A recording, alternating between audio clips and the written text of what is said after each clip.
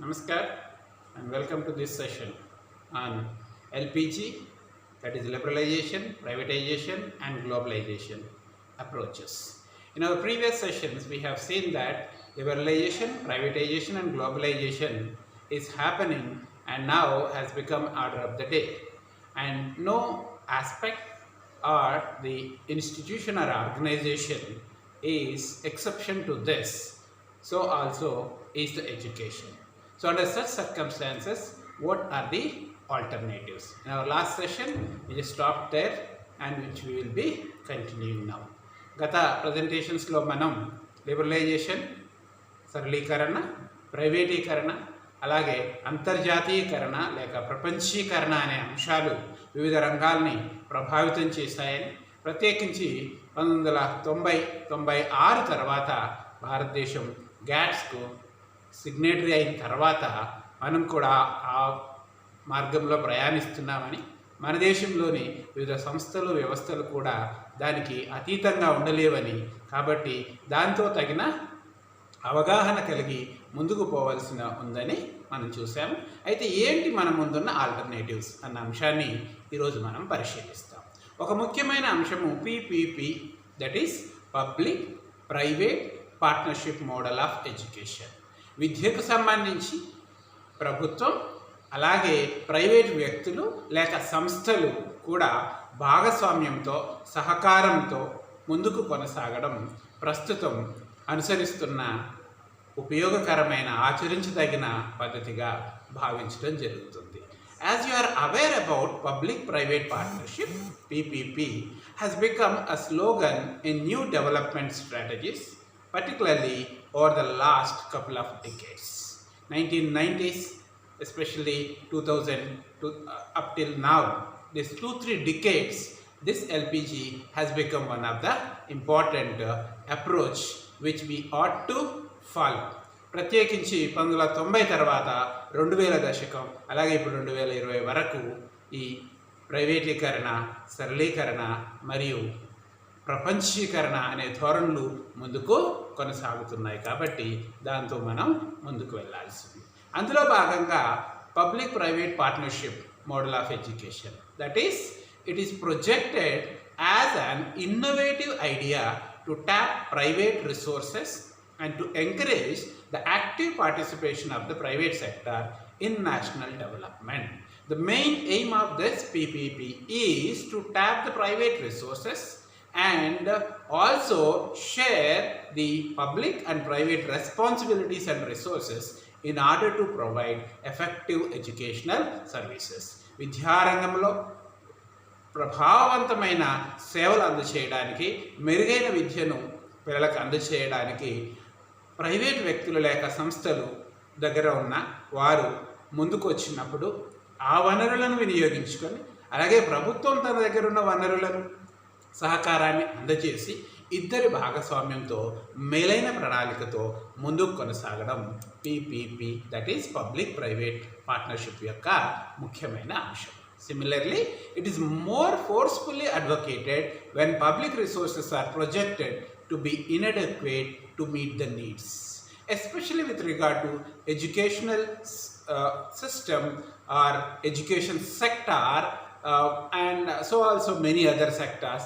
We are in a way forcefully advocated because the limited resources at the hands of the government are grossly inadequate to meet the vast needs of the large population of India, and hence we have no option but to look at the public-private partnership and to go ahead. భారతదేశ విషయానికి వచ్చినట్లయితే అవసరాలు ఎంతో ఎక్కువగా ఉన్నాయి. అధిక జనాభా దృష్ట్యా విస్తృతమైన సేవలు అవసరమై ఉన్నాయి. అయితే ప్రభుత్వం యొద్ద ఉన్న వనరులు పరిమితంగా ఉన్నాయి.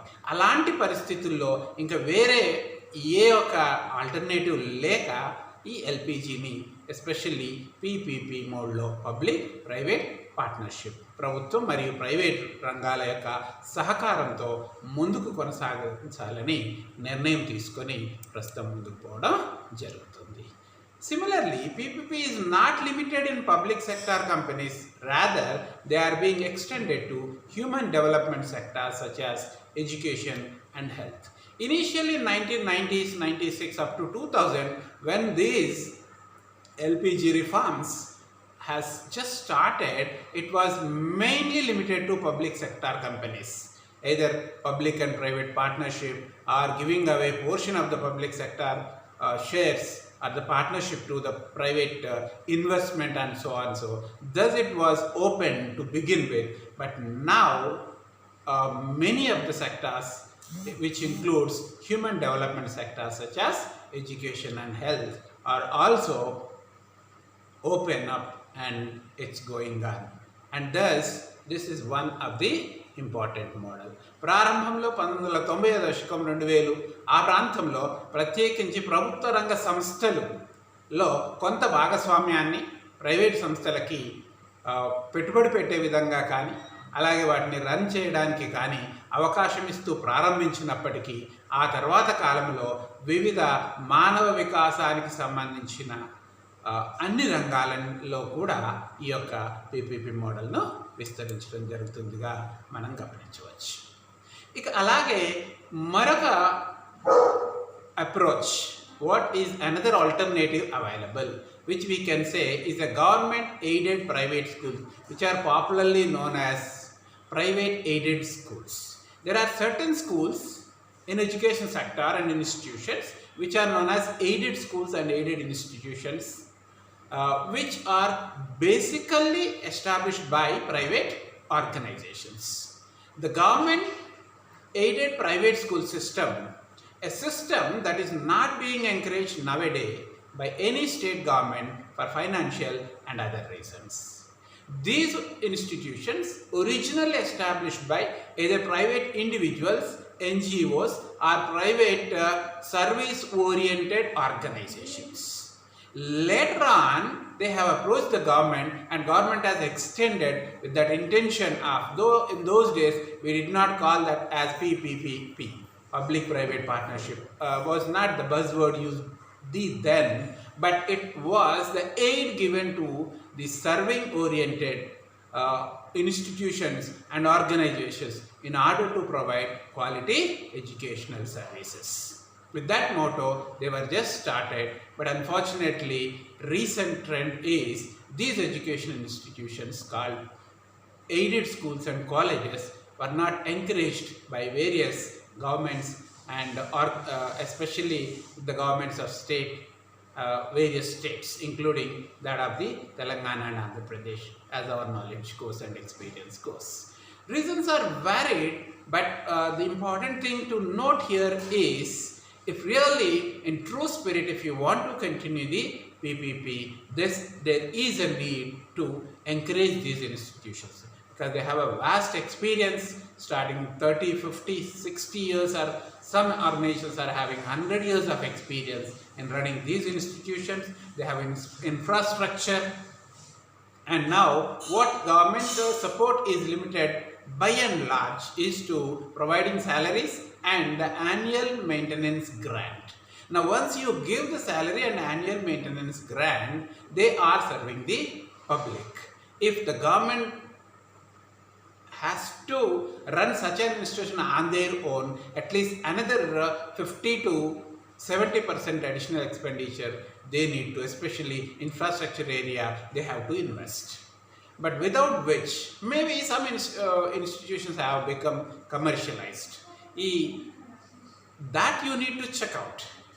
ఈ ఎయిడెడ్ సంస్థల్ని ప్రధానంగా ప్రైవేట్ వ్యక్తుల చేత స్థాపించబడి ఆ తర్వాత ప్రభుత్వ సహకారంతో, ఆర్థిక సహకారంతో విద్యాసేవలను అందజేస్తున్న ప్రైవేటు పాఠశాలలు, ప్రైవేట్ కళాశాలలు ఉన్నాయి. అయితే ఇటీవలి కాలంలో ప్రభుత్వాలు ఈ సంస్థలని ప్రోత్సహించడం లేదు, అంతగా ఆశించిన సహకారం అందించడం లేదు, నూతనంగా ఎయిడెడ్ సంస్థలని ఇవ్వడం అసలే లేదు. ఎందుకు అంటే అనేక కారణాలు ఉన్నాయి. అయితే ఇక్కడ అర్థం చేసుకోవాల్సింది, ఈ సంస్థలు 30 సంవత్సరాలు, 50 సంవత్సరాలు, 100 సంవత్సరాల పైబడిన అనుభవాన్ని కలిగినవిగా ఉన్నాయి. చాలా ఇన్ఫ్రాస్ట్రక్చర్, మౌలిక వనరులను, వసతులను, buildings, furniture and other teaching learning equipment అలాంటి వాటిని కలిగి ఉన్నాయి. కాబట్టి కొద్దిపాటి ఆర్థిక సహకారంతో ప్రత్యేకించి జీతభత్యాలు మరియు సంవత్సర మెయింటెనెన్స్కి అవసరమైన ఖర్చులు అందజేయడం వలన ఈ సంస్థలు మెరుగైన విద్యా సేవలను విద్యార్థులకు లాభాపేక్ష లేకుండా అందజేయడం జరుగుతుంది. అయితే కొన్ని సంస్థలు ఇతర ప్రైవేట్ సంస్థల్లాగా కమర్షియల్ ధోరణిని అనుసరించడాన్ని దృష్టిలో ఉంచుకొని వీటిని పూర్తిగా నెగ్లెక్ట్ చేయడము ఎంతవరకు సరి అయిందని ఆలోచించాలని, ప్రత్యేకించి ఈ ఏరియాలో అవసరమైన చర్యలు తీసుకొని ముందుకు పోవాల్సిన అవసరం ఉందని ఈ సందర్భంలో నేను విజ్ఞప్తి చేస్తున్నాను. This model involve the setting up of a school by a private non-profit seeking organization, a trust or voluntary organization, and in some cases business entity with its own funds, and running the school by the same body. So ఏ సంస్థ అయితే ఈ private aided పాఠశాల లేక కళాశాలలు స్థాపించారో వారే తమ యొక్క సొంత నిధులతో చాలా కాలం వారు ఆ సంస్థను నడిపి ఆ తర్వాత ఒక స్థాయికి చేరిన తర్వాత ప్రభుత్వాన్ని ఎయిడ్ కోసం అప్లై చేసుకున్నప్పుడు అందజేశారంటే they are proved well established.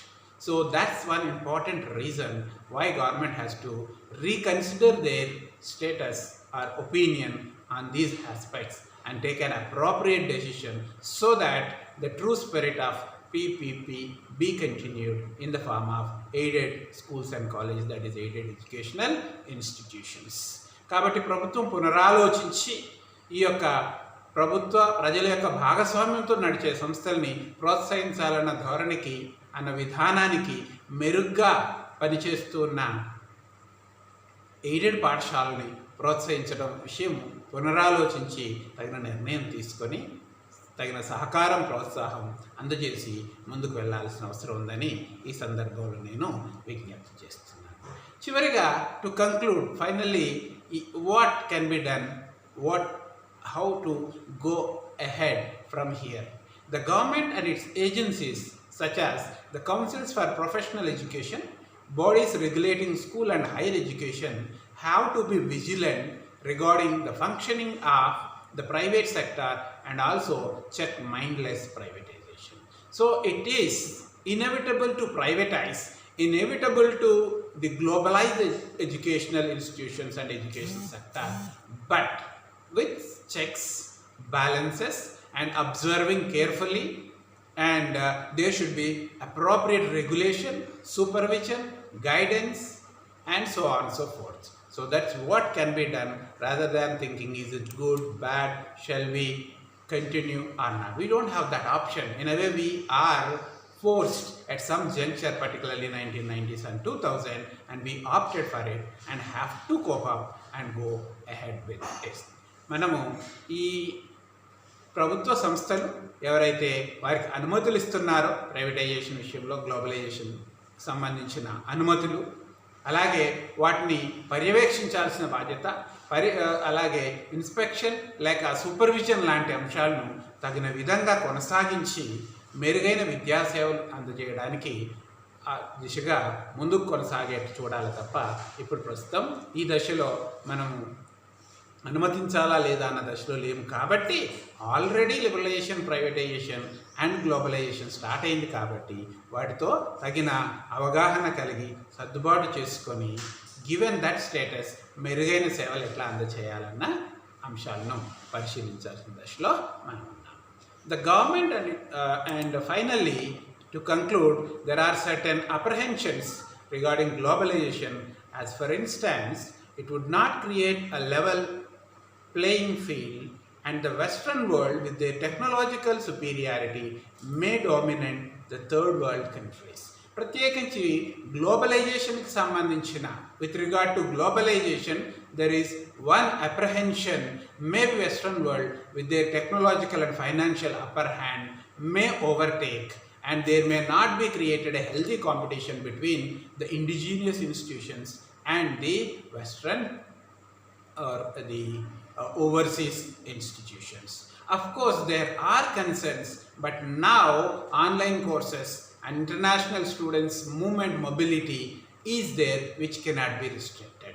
So therefore, what to do is, yes, encourage indigenous institutions to have a global competitions. Thus, now the government has to invest there with the partnership of the local and indigenous private sectors, organizations and individuals, and create such institutions which can give competition and which are no way second to any of the global institutions or the institutions coming up from the overseas. And thus we will have a good healthy competition as well as a cooperation whereby we will be providing the best possible services to the learners, to our students, the future citizens who are competent enough to cope up and go ahead anywhere across the globe, survive, contribute and come up with flying colors. So with this, we conclude this session on LPG.